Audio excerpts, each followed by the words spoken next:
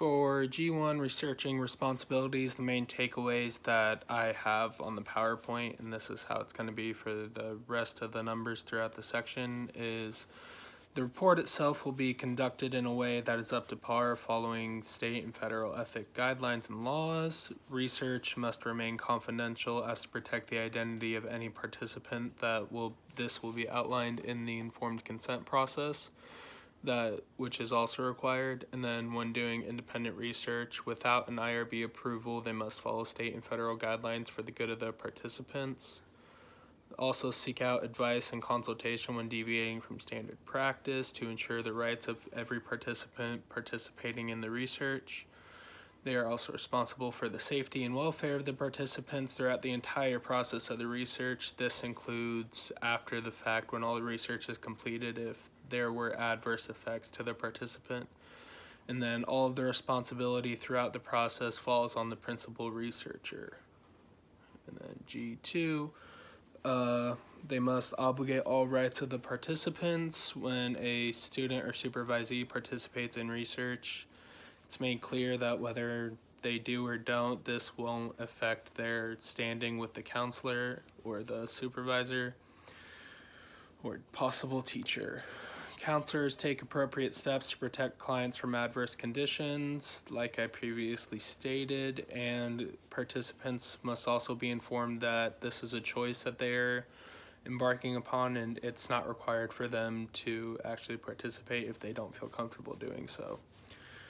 All information is made confidential, and the participants will be told during the informed consent process of who will have access to this information that they are helping with the research. If they can't get informed consent from the participant, they'll do it from their legal guardian or legal representation.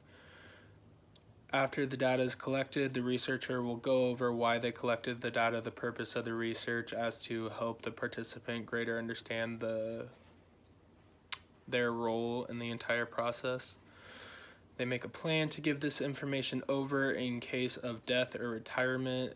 And what I mean by information is the statistics and all the research in case the counselor can't finish the research in their own career or they have an untimely death. If the research... outside the research relationships, counselors must, when possible, document what is going to happen before and after the interaction. Relationships in the romantic sense are not condoned and is prohibited, whether this be in face-to-face interactions or electronic. And then researchers do not support or condone any shape or form of sexual harassment throughout the entire process. They're also responsible and obligated to report all results to the best of their accuracy and ability, whether or not this actually helps prove their initial hypothesis. They must also report any errors if they find this. They can only try to get their reports published by one publication at a time. When reviewing articles, they must do this in a timely and ethical, organized manner. And they only review articles in their own scope or field of understanding. And then the last point I want to touch on is plagiarism of any kind is not condoned, whether this be accidental or not.